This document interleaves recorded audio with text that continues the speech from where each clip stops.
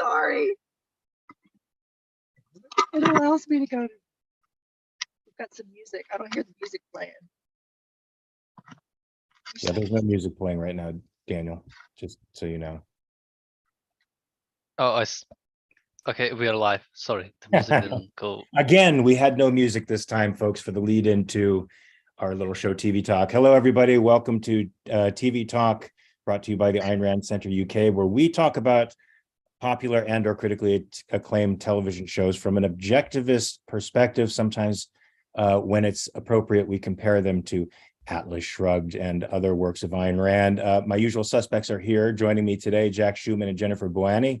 Jennifer Bouani is somewhere in a remote location, undisclosed to us at the time, with some company there. They'll be helping her on this very special broadcast where we will be talking about the Paramount Plus project, The Offer, a miniseries, 10 episodes long, starring the great Miles Teller. For anybody who is unfamiliar with him, I don't think you should be. If you're an objectivist, you should know Leonard Peikoff's one of his favorite movies is Whiplash. Miles Teller is the star of that. He's a star of many films. He's a fantastic actor. Also, yeah.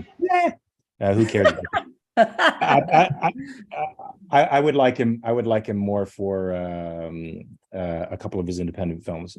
Anyway, Miles Teller is also co-executive producer of this. I think his choice in projects seems to gravitate towards the heroic, which we as objectivists, I think, find pretty awesome. Now, the story itself is about the producer Al Ruddy, who is about his journey from working at the Rand Corporation to becoming a producer to producing probably one of the greatest films in the American cinema pantheon, The Godfather, and all of the trials and tribulations that he had to go through, not only with the executives at the studio, but all the troubling issues that he had to deal with respect to the creative elements and putting everything together, with lots of people angled against him, but he was able to pull it off. Now, we know this fact because all of us have seen The Godfather, but this story is able to pull off 10 episodes that leaves you on the edge of your seat wondering if this movie is ever going to be made, even though you know the very end of it.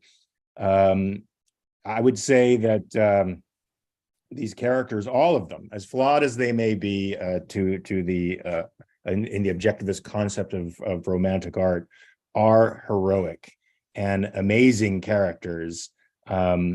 And for me, this story as an overall piece gets a thumbs up from the perspective of romantic art. And what do we mean by that? Art where the characters are pursuing values passionately, and where they have the self-esteem to negotiate the world in a way that enables them to become successful, which is exactly what Al Ruddy was able to do, and some of his other characters. I just want to give an honorable mention to Matthew Goode, who played Robert Evans, the senior president of production over at Paramount, who was quite a character, and Matthew Goode should win multiple awards for his characterization. It was beautiful. Just being able to talk with like he's got stuffed up the entire time. This way back. This is the way he talked. Robert Evans kind of talk like this, but it was beautiful. It was beautiful, man. Come on, Bobby. No, I loved the way his characterization. He deserves Golden Globes and Emmy Awards at the yin yang for it. Everybody was strong in this film. Everybody was heroic, even if they were flawed, like Robert Evans was, and even Charles Bluedorn, who plays who is the executive of Gulf and Western, who owns Paramount. They were all, I would say, Rand-esque characters, but with a tad more complexity and some interesting nuances. So, guys, for me, this gets a thumbs up overall. What do you guys think? Definitely gets a thumbs up for me, especially Al Ruddy's character. I enjoyed watching him go from just almost a nobody from the Rand organization to just learning the ropes quickly and solving problems, getting it done and making it happen. And he was fun. His arc was really fun, interesting. I wasn't as compelled with what's his name? Bob Evans. Bob Evans.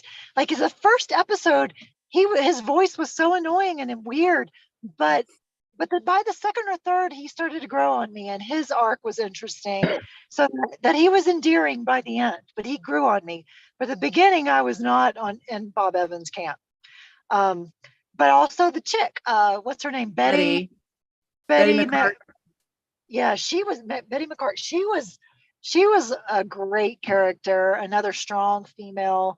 I'm not sure how much her story was related to real life, but I enjoyed watching her, and she definitely balanced out the masculinity in Hollywood at the time, for sure. By wearing her own pants in the boys club. I thought I loved The Offer. I want to give a special shout out. I don't know if he's listening, but our founder of the studio, Sutherland Elwood, he was the one who recommended The Offer to us. Otherwise, we probably never would have even known about this, because I didn't even know that the Paramount Plus network existed. So it was, I mean, from start to finish, it was a hayride. It was just, it grabbed you. It did not let you go from the moment that Al Ruddy comes on the scene. And my family, we grew up watching Hogan's Heroes, and to hear this pitch for Hogan's Heroes was just the most. I played it for my dad and my brother, and my dad's German, and he just thought that Colonel Klink was the most hilarious, human being. Yeah, it was fantastic. I love the arcs. I love the storytelling. I love how they weeded in the true life story of the mafia. So there were some things that got changed around, but for the most part, and it was the topic of our conversation on the pre-show call last night, was even though they changed a lot of things, the character of Lapidus that Colin Hanks plays, who, by the way, Colin Hanks is turning out to be such a great actor, I think. Daddy. Yeah, good job, Tom. But I'm sure Colin does it all on his own. He's good all on his own. But the character of Lapidus didn't really exist in real life, but he was an amalgamation and a representative character of the dominant forces at Paramount and at the funding company that were really against, or trying to push against, The Godfather. The financial arm that always is in conflicts with the creatives, for sure. Because the financial arm is trying to do what has been done before in just a slightly different way, because it wants to, of course, meet its bottom line. The creative element is trying to press those boundaries and do different things, do something that hasn't been done before. And it's difficult for the guys at Gulf and Western to understand that. Yeah, this piece had me wondering oftentimes, like I think maybe any good piece of art or narrative like this, where my boundaries would lie, right? Because you had men and women in this story that had no quit in them. Right? They had no quit. They had no deadline. They had no end other than the end of accomplishing their task. And at no point were they willing to compromise that vision. And I oftentimes put myself in Al Ruddy's place and wondered, would I have caved to, the pressure from these corporate interests, the pressure from the studio? Would I have had the constitution that these guys had? I mean, Al Ruddy, from his opening moments when he first got into the entertainment business, quit a job that was sure for something that was unsure, started a TV show for something that nobody could conceive of as that would become popular, as a show about World War II. Nazis aren't funny. Nazis, and yet in romantic fashion, I think. Spits in the eye of evil by making the Nazis clowns and laughing at them, as we should laugh at evil instead of fearing it. From the very first moment, putting his vision of the world is an interesting one, and one that he doesn't compromise in the face of tremendous odds. Now, did you guys find yourselves at all wondering?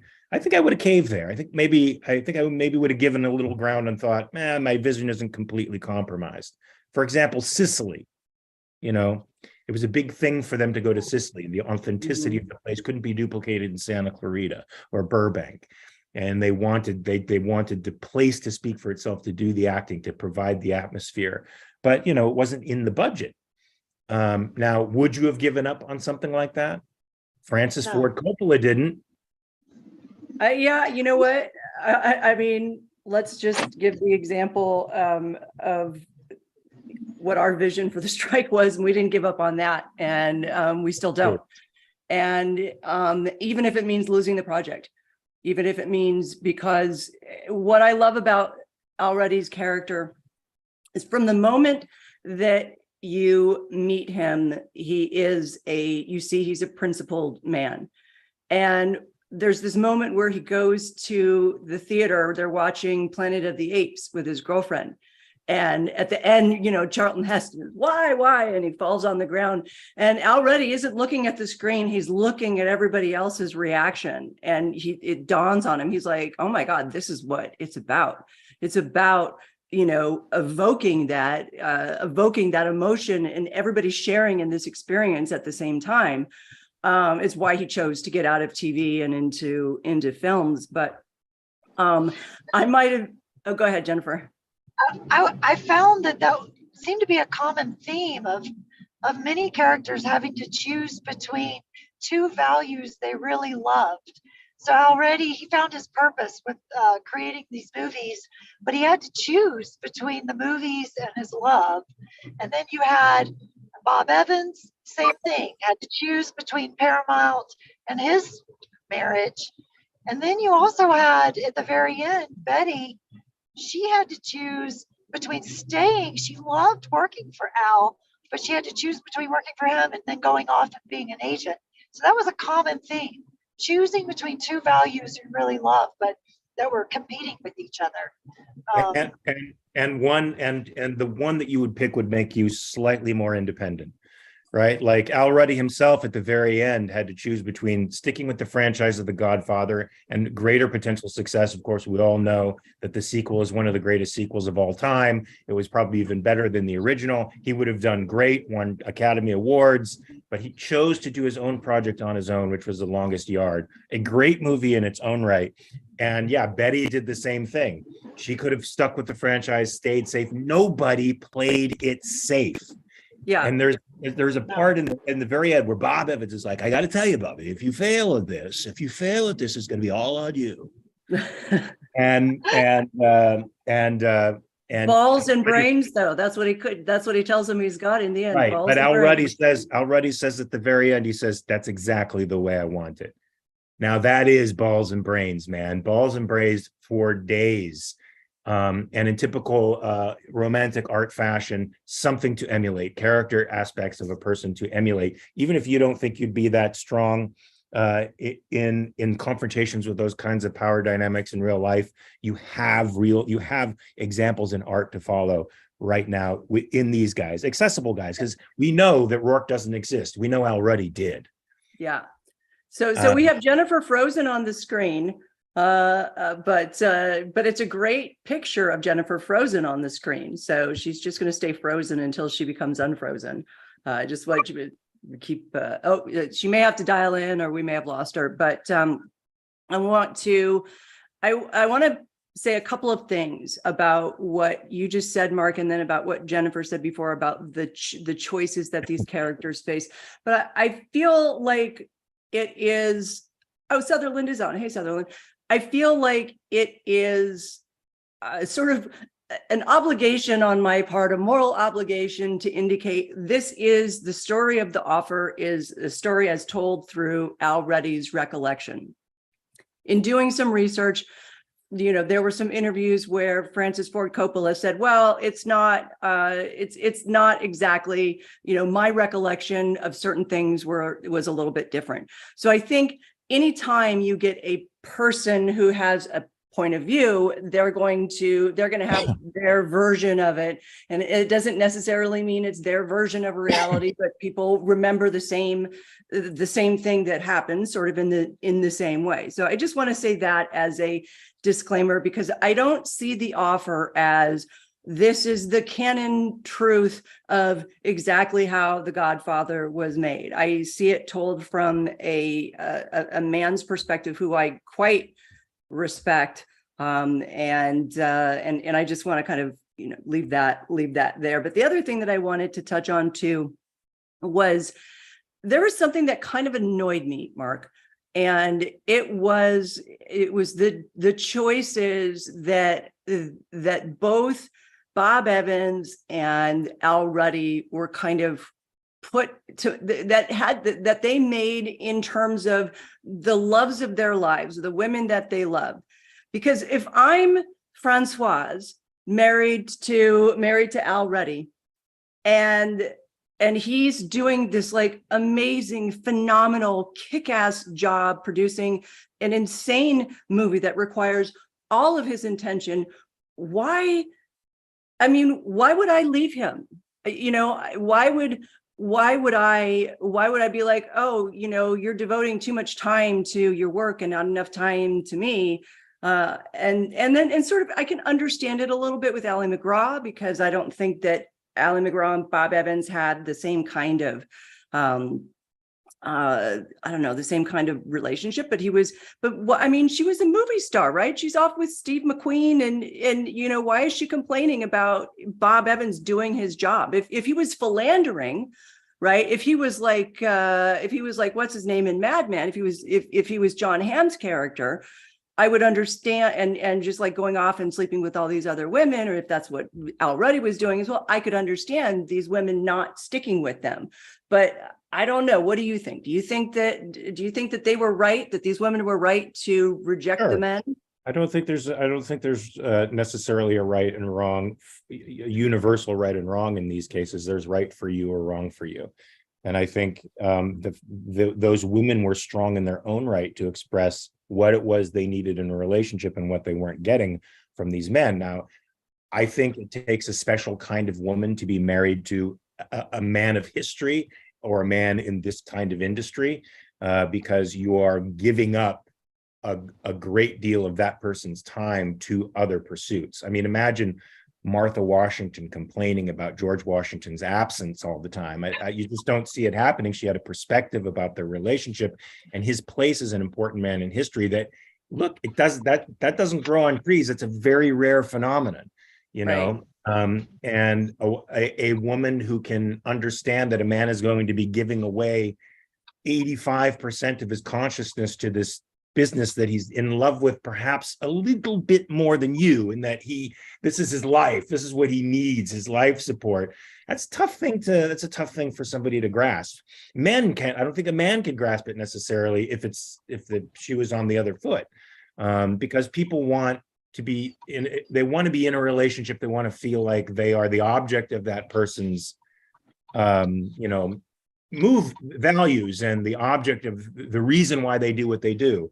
And that's not the case in creative endeavors or political men of the moment who are seizing his historical time. And so my short answer is it's right. It was right for Ally and it was right for Francoise. And that's why they split. And those moments were very, very poignant to me, because they split while in love.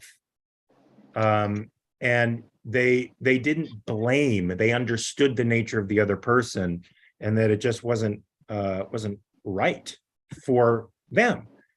Not that it wouldn't be right for some other person, or it just wasn't right for them. I wish more people approached relationships in that adult way. Unfortunately, That's true. It was very adult for both of them. Look, I mean, do that. I was thrown into nostalgia with this movie, not just because it reminded me of the times that I saw The Godfather as a young boy, but it reminds me of all that's good about Hollywood. Yeah. Right? The mavericks, the guys who shoot from the hip, the guys, the no limit men and women who pursue a narrative with all of their freaking heart and will not be deterred from getting what they want. It's truly, truly heroic. And we don't say enough about that. I think in the everyday world, Hollywood is sort of esteemed by the political class with some contempt, or they're exploited by the political class for merit and for stature, but nobody ever really recognizes how awesome and heroic some of these people can be, right? I mean, it takes years and years and years to put a story up there, and to stick with a story for that long, and to stick with the narrative purely the way you want it to happen, with all the pressures to make it change. That's like Navy SEAL level of grit, Mhm. you know. Yes. And plus they have that you know, freewheeling, permissive, openness that I love too. That unpredictability and openness and vibrant sensuality about them that I love. That's the Hollywood that I love. And I agree. It really makes you feel, it does make you feel very nostalgic for that Hollywood. And even for those who aren't in Hollywood, it paints a picture of what it could and should be, right? It paints a true objectivist artistic picture of, you know, what life should look like. And along those lines, there are a couple of we're getting a lot of super chats actually. So a real relevant question from Planet Pellegrino for £10. Thank you. Could The Offer have stood on its own as a series about a fictional movie? How much of what you found compelling related to the legend of the Godfather, and how much was the drama of the show? So if Godfather wasn't real and we watched The Offer, would we have reacted to it in the same way that we're reacting to it now? That's a good question, because I do think that the reality of the making of all of these projects that Ruddy was involved with is part of the mystery and part of the fun of it all, right? I mean, remembering that he was the co-creator of Hogan's Heroes, like, wow, I didn't even remember that. I used to watch that show when I was a kid. And so discovering that was kind of cool. And then as he was coming up with his treatment, they don't say exactly what it is, but you're in your head going, holy that's the longest yard, you know, in your own mind. You're hearkening back to your own film history and your own childhood, remembering, you know, I remember seeing that movie at Victory Drive-In when I was a kid. Great film.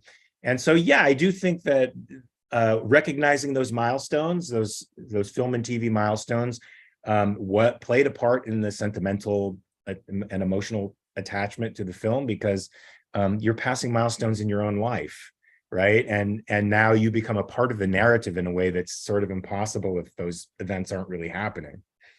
I agree. I think that it's in and of itself, the show is very well done. We wouldn't be raving about the show if it weren't well done, if it weren't well acted, if the writing wasn't brilliant, if the directing, everything.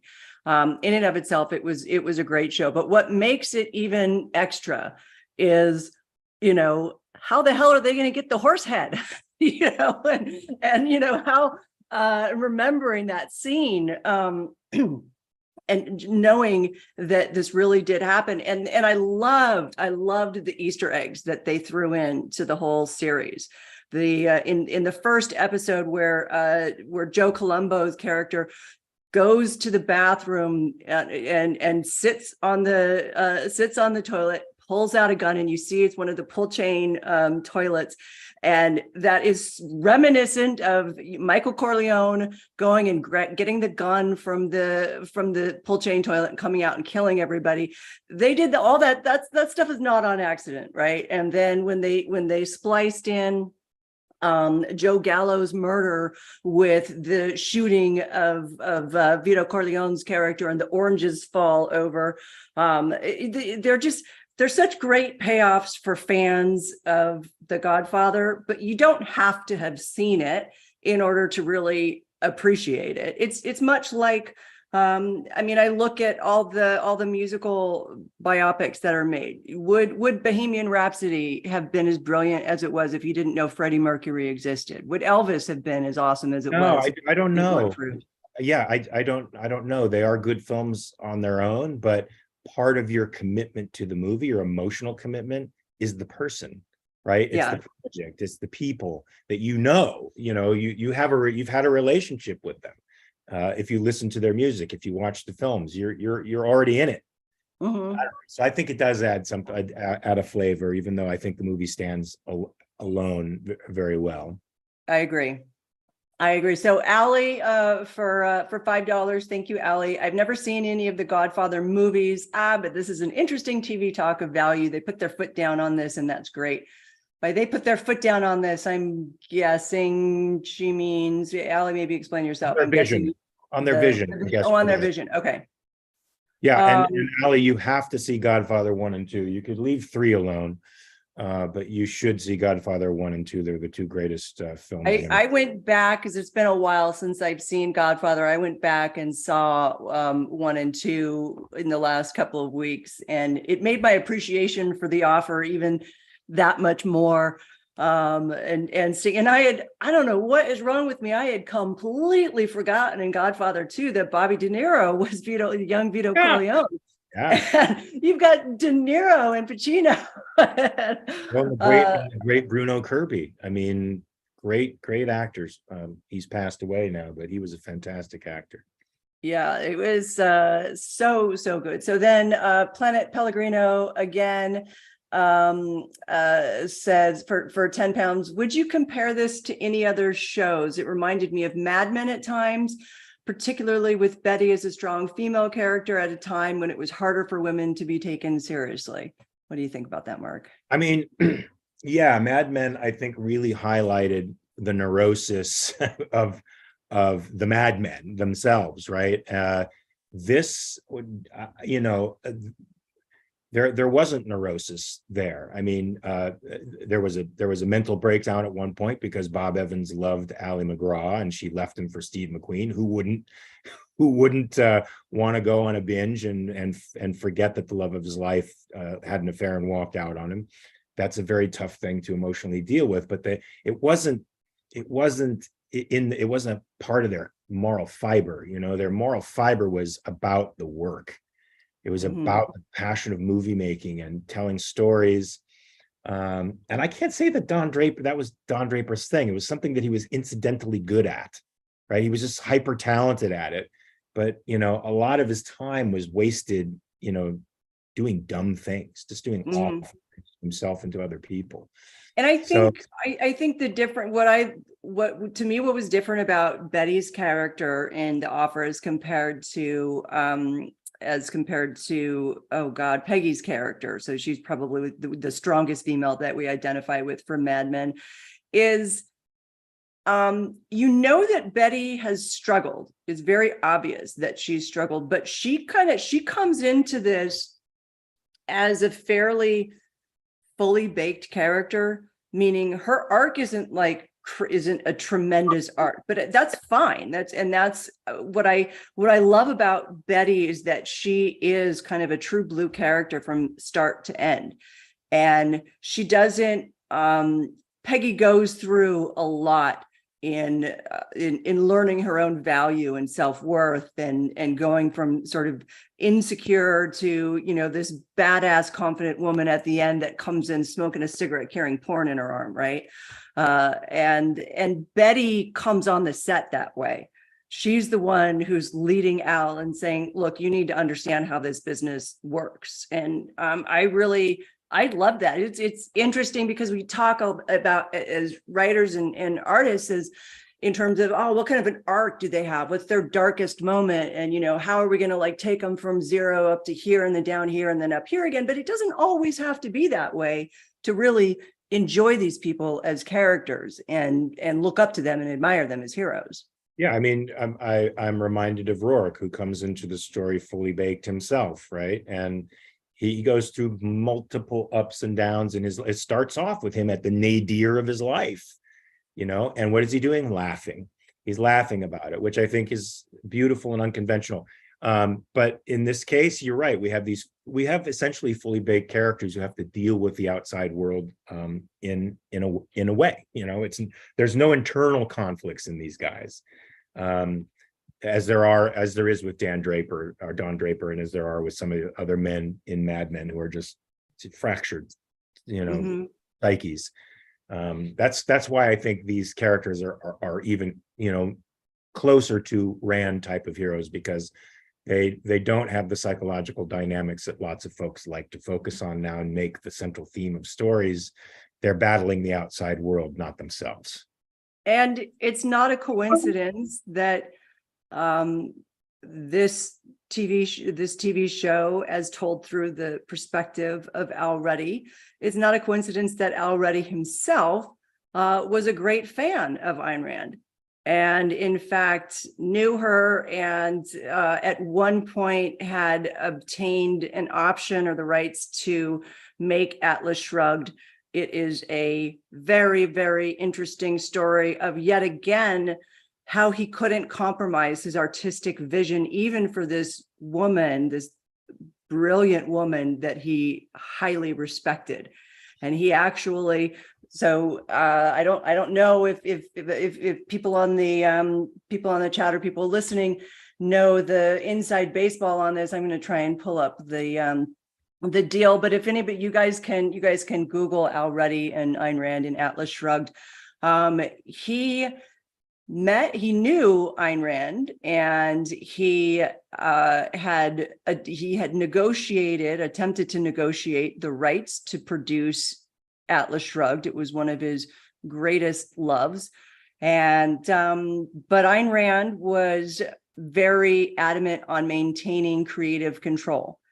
And if you'll remember from The Offer, which I think is funny, when Bob Evans is sitting at the pool with Allie, and Al Ruddy calls him and says, well, we want Mario Puzo to write the screenplay. Mario Puzo is the author of The Godfather. And Robert Evans says, what, are you kidding? You don't ever hire the author to write the screenplay. That's not done.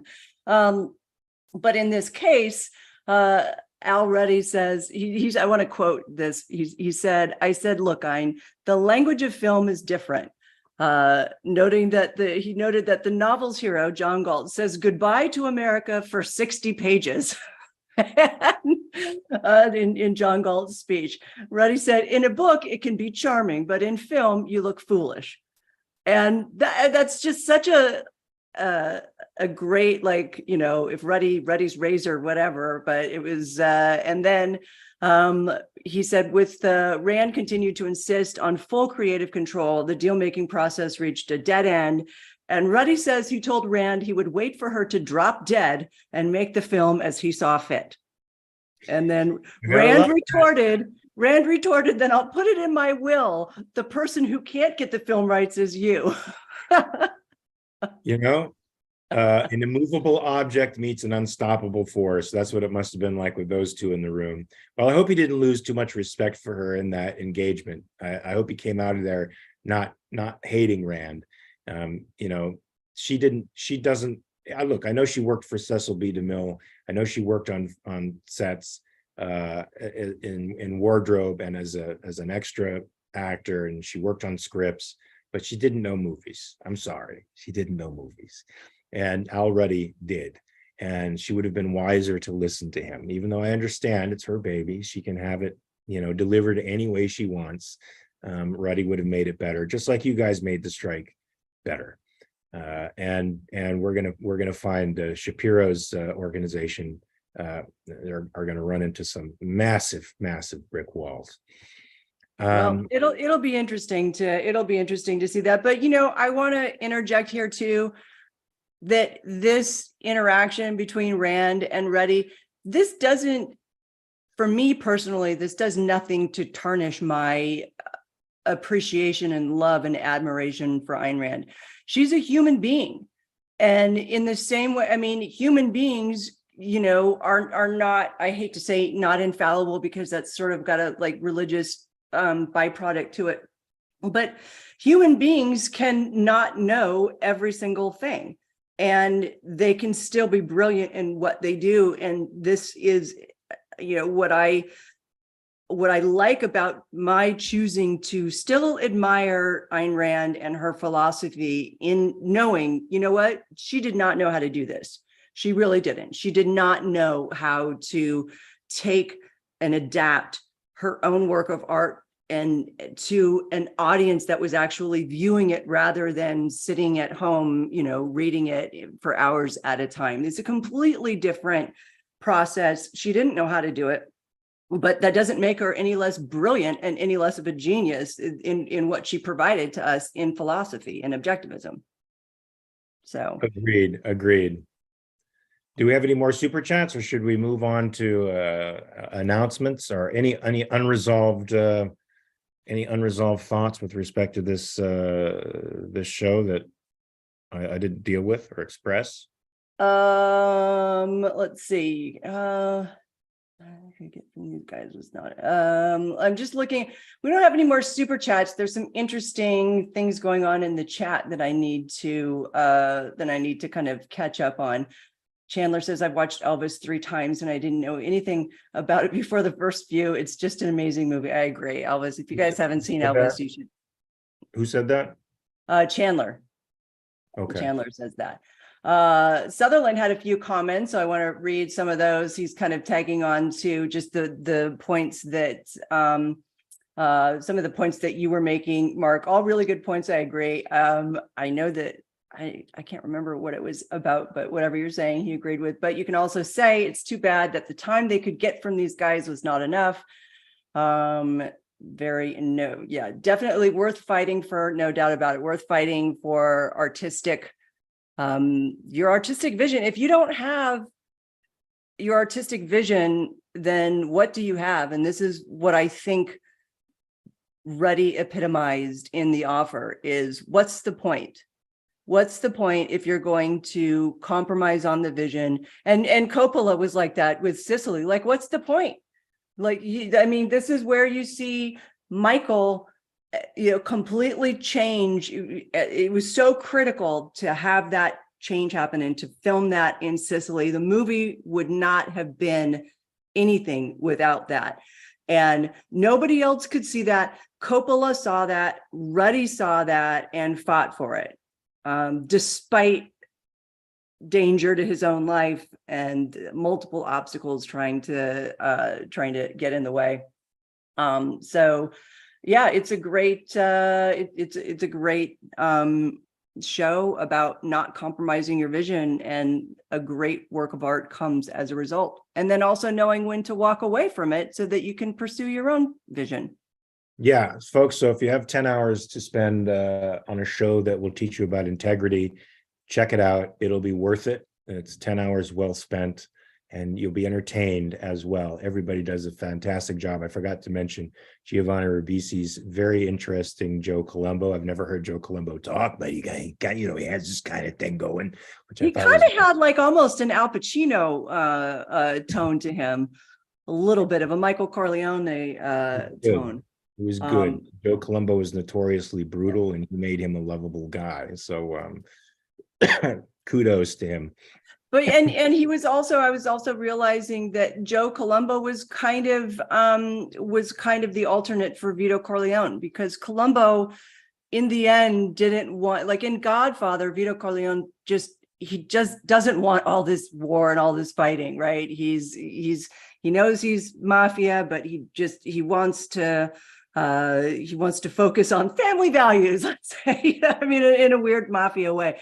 But you see that kind of in the same way that Joe Colombo is trying to do the same thing. He doesn't want war. He has that interesting dinner where he invites Al Ruddy, and he's effectively talking about how he wants his son, much like Vito wanted Michael, to go into politics or do something else.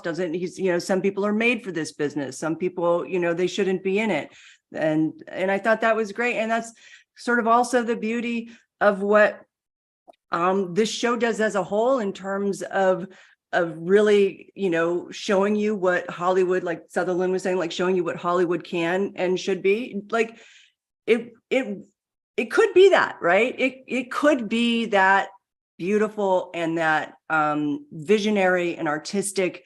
And I'm sad and upset that there are celebrities out there and producers and artists that are just dragging it down into the depths of woke and whatever progressivism, and just going away from the art. And I'll go to the opposite extreme and talk about the Daily Wire, the conservatives going away from the art.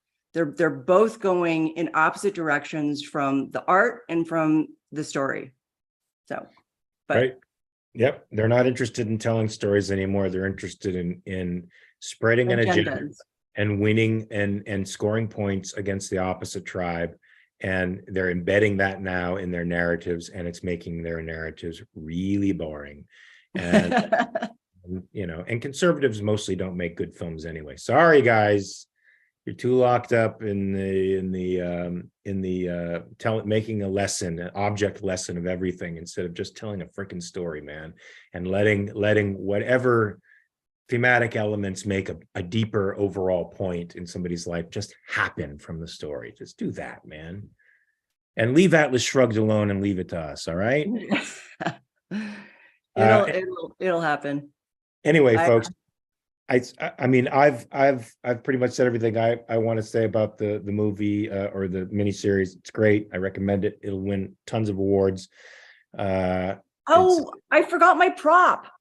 Oh, I forgot. I have to show you guys the prop. Okay, so you remember in the first couple of episodes of The Offer, Coppola comes in and he drops in this big binder notebook, and he calls it his prompt book, and it's a theater thing, I guess, where you take the script from the theater, and you write everywhere on what you want, the emotional outcome of this particular scene, and what should be focused on, and what's good about it, and bad, and blah blah blah. Well, this is okay. So this is that notebook that that Coppola had with him the entire time making The Godfather. It is so Jennifer and I had the honor of actually seeing him at the Commonwealth Club and he had like a 2-hour discussion where he actually validated that whole Brando scene when they went to his house to basically interview him, and he put shoe polish in his hair and cotton in his mouth, and he's like, I think he's gonna have he's been shot in the neck, so he's gonna talk like this. But anyhow, this is what Coppola used. He said that the script effectively was it was for the marketing people and the business people. But what he used was this, which he took the book, you guys, here, I took it to this. He took Mario Puzo's book and he cut out, using an X-Acto knife, he cut out every page of the book and pasted it onto an 8.5 by 11, and then wrote all of his notes on it, what to focus on, what not to focus on, how to enter the scene, how to exit it. You guys can get this book. You probably can't get it signed by Coppola, but you guys can get it. It's called The Godfather Notebook. I spilled water on it, but I still had to keep it. But this is for anybody who is interested in just the artistic journey of and to get an understanding of how freaking difficult it is to make a good piece of art, like all the effort that goes into it. It's not just, let's just write a script let's just take this book and transcribe it exactly. And I mean, he did major adaptation work that it turned into such a brilliant movie. So that's what I'm going to say, and that's all I have to say about it. Well, as Bob Evans would say, if it was easy, Bobby, everybody would do it. There you go. And everybody can't. So it's much harder than it looks, folks. Anyway, so we're going to take a little hiatus after this, right? And we're coming back in February. I think we're coming back in February, yes. And the next show that I believe we're planning on doing is a little show that's called Outer Range, starring Josh Brolin. It is I think you can get it on Amazon Prime. We'll post it we'll post it up on the notes afterwards so that you guys can refer back to it.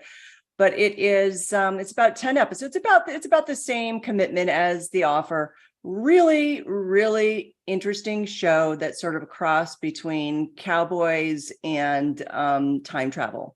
So I will leave it at that for people to, but I recommend it. It'll be interesting to see how we react to it here. And we may decide on another show since we've got a longer hiatus. So if we do, then we'll make sure and announce it on a Daily Objective at some point. I mean, I'm all for Wednesday. I love that show. I love that actress, Jenna Ortega. I think she's awesome. and it's a great show about a really, really, really strong woman. So, or girl. I mean, she's in high school. So, but somebody way ahead of her time, who's doing some sleuthing, and I think it's great. But I'll have to get you guys' approval before we go on to that one. We can look at that. The other one that I forgot too, and that Allie just brought up is 1899. Okay. And I watched that while I was sick with COVID. I binged on it. It was brilliant. So we could do all three of these. We could do Outer Range. We could do Wednesday. We could do 1899. And Allie's like, oh wow, all capitals, Wednesday, love Wednesday, we must do Wednesday. Well, there you go. I think we have our schedule for the next couple of months figured out. Do we have a day in February when we're going to be reviewing this series? I don't think we have scheduled one, so we could probably do that offline and then have it announced later. Right. We need to get with all of our schedules. I've got some kind of crazy travel going on too, so we'll figure it out. All right, guys. So stay tuned. In February, we're going to be coming back with Outer Range. I hope you enjoyed this episode of TV Talk. I know I did. Check out The Offer. This has been Mark Pellegrino and Jack Schumann for TV Talk. And Jennifer Bouani, so to the extent that she could make it from her Whitsec location. Right on. From the Ayn Rand Center UK, we bid you adieu. And Merry Christmas and Happy New Year and Merry holidays. Merry Lucifermas.